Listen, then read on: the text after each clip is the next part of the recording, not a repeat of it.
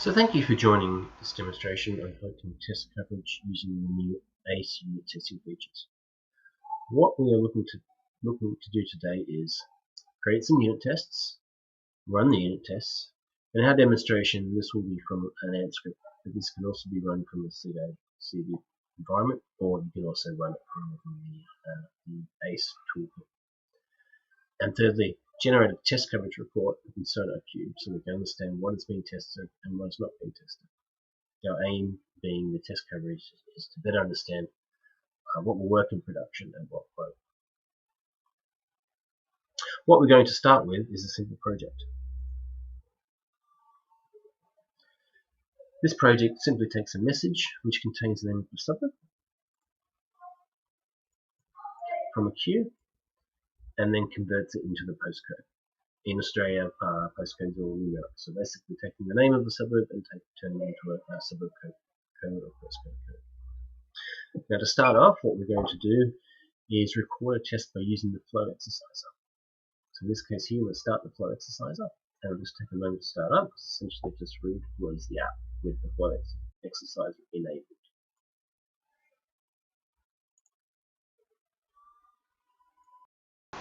Now we can see the flow exerciser running. If we click on this here, we can see that it'll tell us what parts of the flow are actually being tested. In this case here, nothing has been tested in the messages yet. So we take our message and write to a queue, and then go back into flow exerciser and see what's been tested. And we can see here that's the part that's being tested. What we're going to do then is create a unit test from the current files being recorded. So we click on right click here on our node and go create unit test.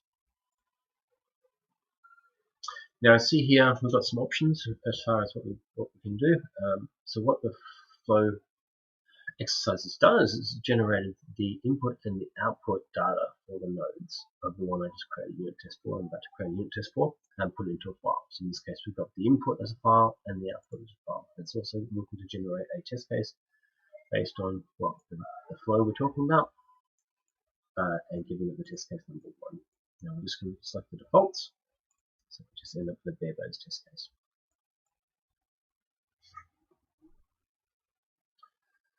Now stop the flow exerciser. And then have a look at what's actually been created. So what we've created here, or what's created for us here, is a single test case. It basically takes an input message, which is what was captured during that first test, or that first run, I should say.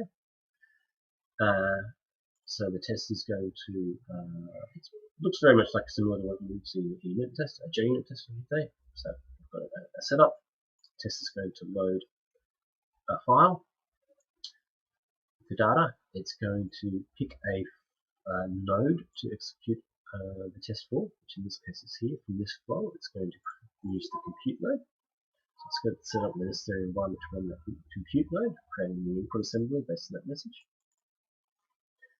It's going to execute it, and then what it's going to do is capture the output and then compare it to what was expected in this output file. So what we can see here, we've got an input file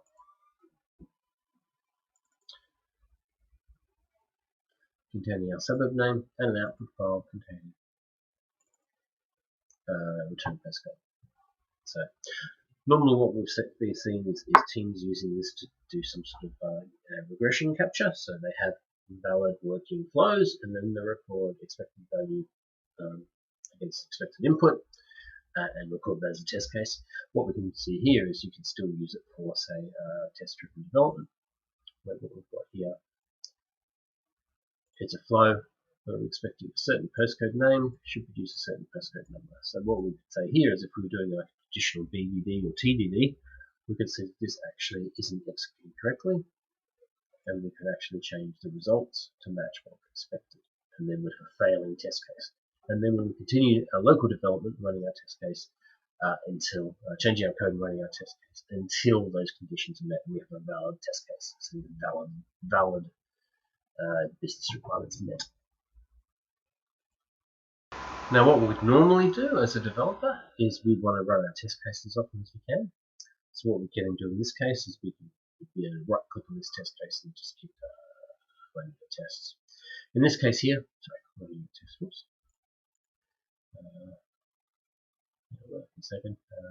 Run as unit tests. Integration units, so JM.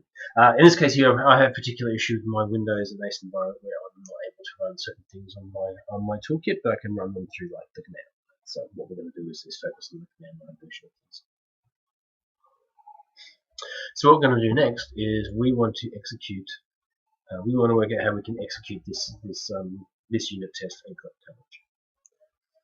So what we're going to do next is we're going to run these same tests, or more explicitly, we're going to run our demo suite of tests, which are basically, it's a pure demonstration project. It's based on this, but it is slightly different because we have a few more scenarios to test, a bit more around coverage and a few other things.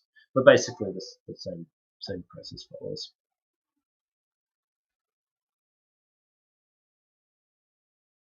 Now we have two ways of capturing test coverage.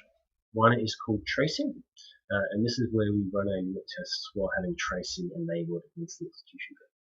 When the unit tests finish, we end up with a trace file that has all the details of the SQL and message flow and mapping files that were executed, or bits and pieces of each bit of logic that were executed.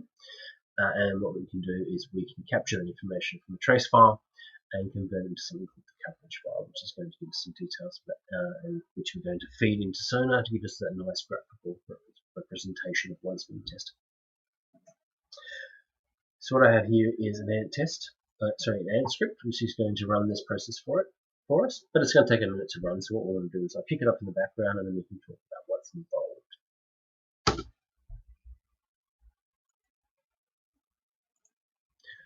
So what I mentioned is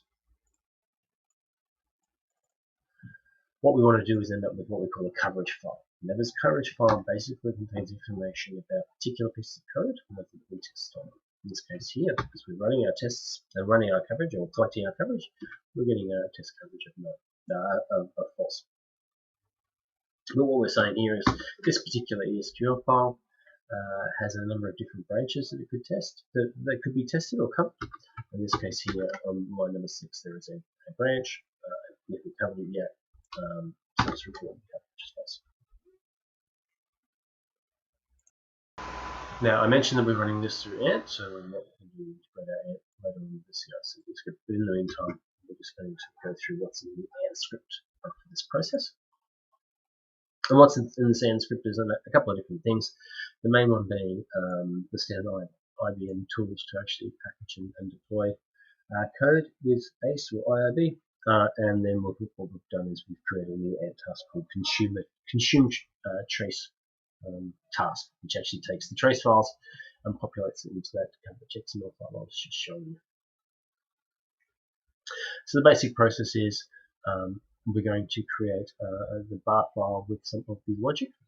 In this case here, we're populating a bar file which contains the logic of a code from a sample project. And then what we also need to do is include some details of the test cases. Now, normally this would be done using the IBM ACE tool, but in our case here we're having some troubles making that on the Windows environment or on my Windows environment, so I've just done it manually through the Ant script. So what we do is we're packaging up a bar and including some extra files which are our unit tests and basically our unit test results.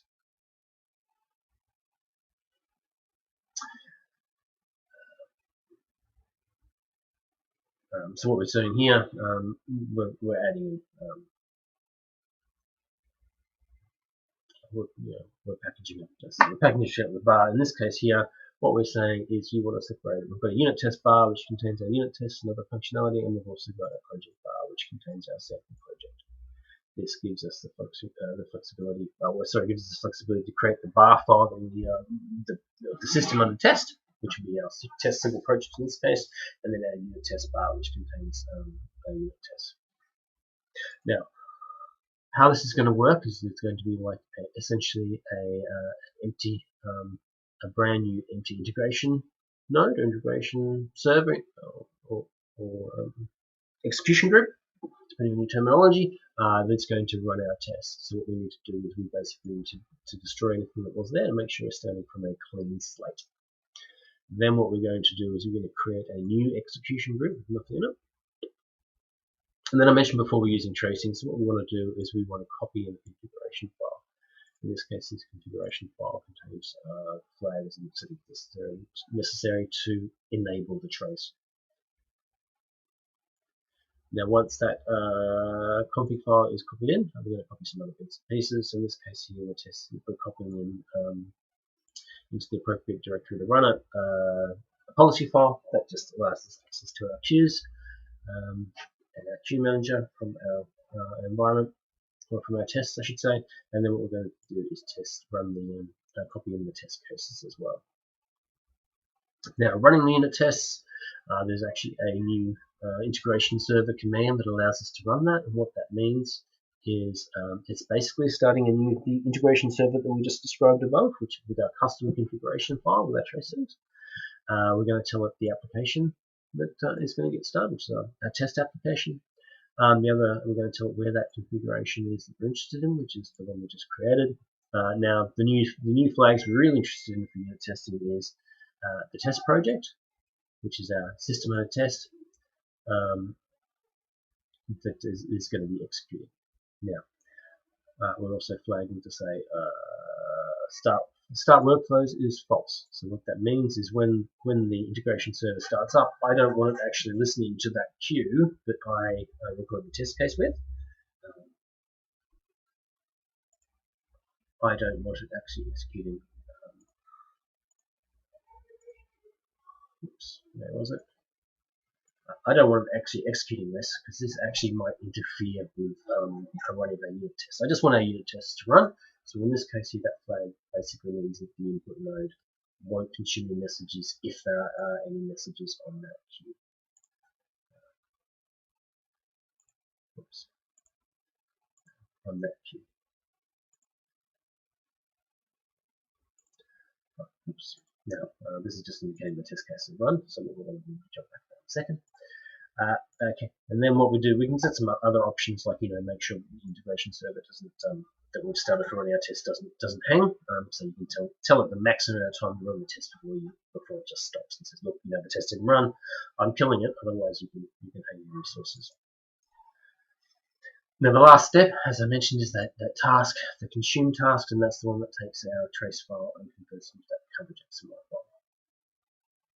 And that's got some settings, so basically it's going to that new test server, integration server, execution group we're talking about, going into its log directory and pulling up that trace file. And then also merging that with our code for that project. Now, I mentioned the tracing, so what I'm going to do is open up the file, reopen this file. We can see here, this is the trace file that's been produced by running unit tests. And we can see a whole bunch of messages relating to our running server. Things we're interested in are related to our particular SQL file. So it's very hard to find this sort of stuff. It's extremely useful for troubleshooting. In this case here, that's why we have the consume trace task to actually do the heavy lifting of extracting useful information from here and converting that coverage file. Now, in the running of our tests, we can see the coverage file, which will reload as well.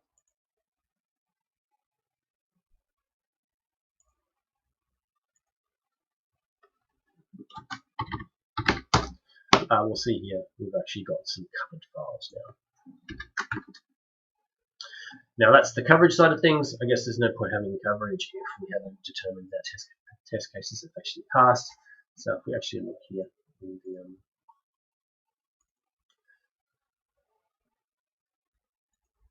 in the output of our script, when we run it and publish it to a file, we can see the steps I was describing as far as the packaging. We can see the volume tests in this case here. There's a little bit more debugging in the tests that we use as part of the sample project, but in this case here, the most important thing is we've got two tests passing, and these are the two tests that have passed. So we've run our two unit tests successfully and produced a coverage report. Now in the background, I have a Sonarqube server running. In this case here, we can see Sonar projects. What I'm going to do now is run the analysis, and what that does based on the property file, which I'll show you, is basically take the source code, take the coverage, and take everything else that we've configured for this project and send it to Sonarqube for analysis. So in this case, here's that Sonarqube file. We would say this is where we want you to go for the coverage file, which just matches that coverage file I showed you before. This is the name of the project in Sonarqube. Oh, sorry, this is the name of the project in Sonarqube, and this is the source code that we're actually going to be analyzing. And there's a bunch of other flags relating to various rules and metrics and those sorts of things. But as for the purpose of this demonstration, we're just going to ignore the other settings in this file. So at the end of running the analysis, we come back to success. So that's been sent to Sonarqube. We go into Sonarqube. We go into list of projects. And we can see analysis just ran there. So what we can do is go into the project, go into our coverage, and it will tell us what's been covered and what's not been covered. So in this case here, it's telling us this particular file has partially been covered. Oh, sorry, I stand corrected. This particular file hasn't been covered. So we can see here that the flow, that in this case here, the main wasn't called. We can see here the number of branches. This branch here wasn't called. The branch here was called. This particular for loop. So this particular while loop for the copy message headers wasn't called, and create procedure wasn't called. But if we go to code that we if we look to more broad net coverage, we'll look at one that has been successfully or more successfully covered. And what we can see here is that this particular piece of logic was called, and then we can see which particular branches have been called and which ones have. In this case here, our test case executed this second if condition, or second part of the if condition, the else if. It didn't execute the main, or didn't successfully execute this particular condition. We can also see, for example, we've got nested ifs, which ones were executed, which ones weren't.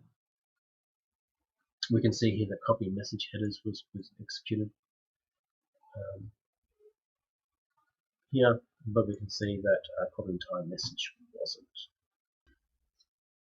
So that there is the first way of generating test coverage, which is the tracing. The next one we're going to look at is instrumentation.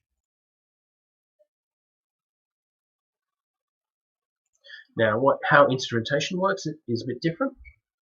So it's more in line with what you would see with other tools such as Kobuchu or other things for other environments. So what happens with instrumentation what we do is we build a bar file, and the instrumentation process essentially unpacks that bar file and unpacks all the code in the bar file, and then it adds in specific execution points or profiling points that tell us what code is being executed.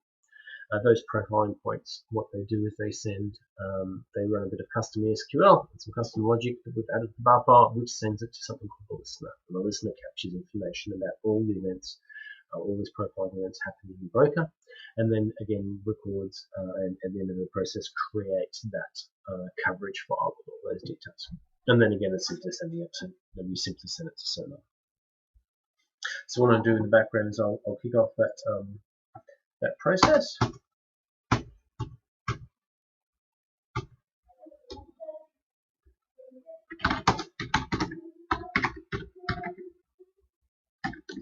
Send it to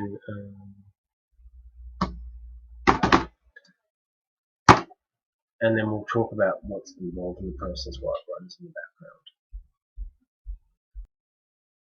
So what we have here is the build file, which is slightly different. We have, instead of a consumer trace, we've got a bar instrument task and what we call a listener task.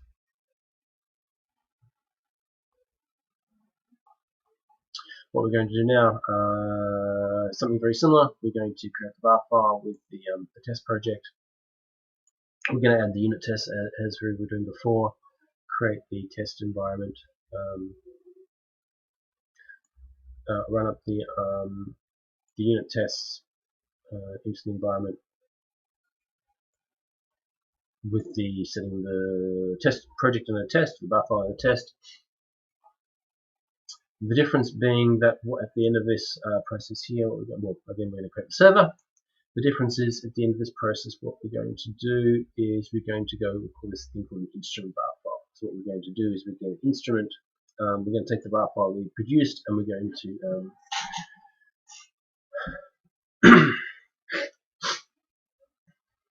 what we call instrument it. So basically take the bar file, add a lessons to it. At the end of it, what we want to do, after we've done that work to the bar file, we're going to do the same thing where we start the integration server, but around that, what we're going to do is start this thing called the listener. So we're going to start the listener, so the listener is ready to start accepting messages, and then while the listener is running in the background, we're going to run the integration server with that with the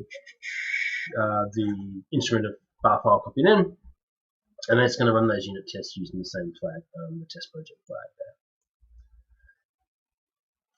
And at the end of it, we're going to do basically call something called the stopper. And what the stopper is just so that when the unit tests finish, the stopper just tells the listener, say, oh, well, the test should be finished by now. Close all your connections, clean up your resources, and run that coverage file, generate that coverage file we talked about. So what we can do is go back into, we'll just have a look and see what's actually happening.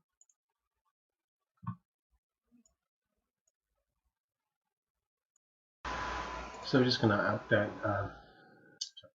we're just going to load that output file of what we're running, and we're just going to have a look and see what's happening. So basically you can see here, something very similar to what we did with the tracing. We've created the necessary bar file, we've started running the unit tests, packaging the unit tests.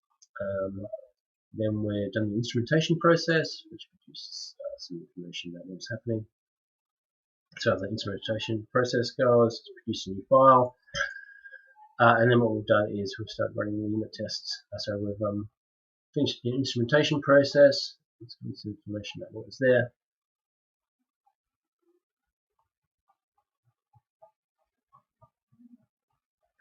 Which I can show you in more detail in a second.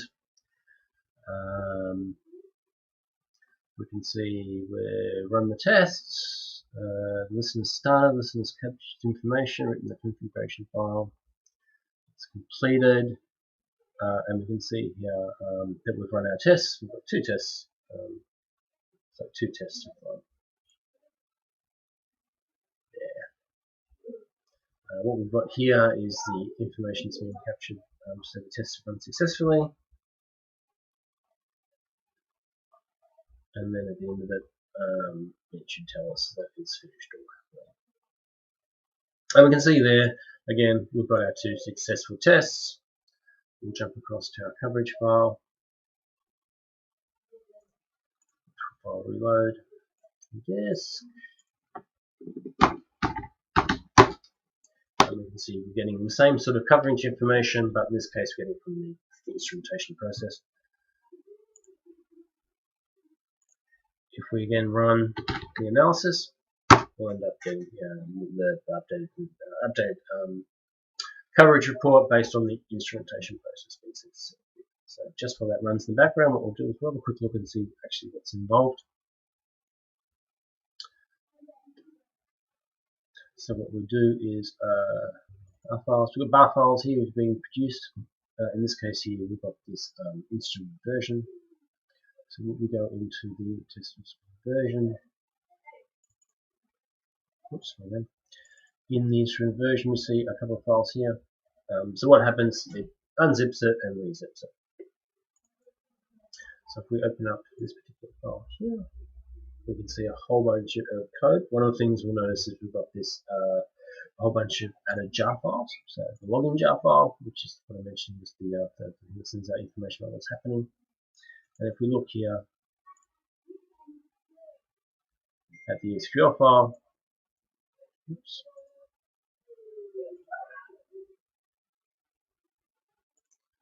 We look at the SQL file here, we can see all these particular profile endpoints that have been added. And these are the profile endpoints that tell us that this particular if condition has been met. So now we've finished our sonar analysis, we can go back into it. Let's have a look to see what was updated. We can see it was just updated. And we can see we're actually getting slightly different coverage reporting. Mainly this is because the instrumentation and the tracing processes work slightly differently. So because we have greater control over what happens with the instrumentation process, we actually get slightly better outcomes for certain file types than tracing, because we're a lot more able to distinguish between executed and non-executed files.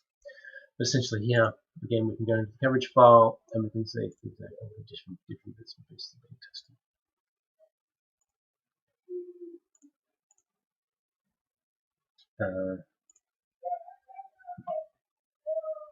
So again, we see certain parts, but we see a little bit more granularity around, for example, this line here, because we know specifically the different parts of the if conditions that have been executed. We explicitly know that these 5 or 6 paths here from this if condition are partially covered, because we know which if conditions below it have been tested and which ones haven't. So only when all the if conditions below, or sorry, all the else and else if conditions below an if condition have been passed will this turn green. Again, more for the part 2 test cases.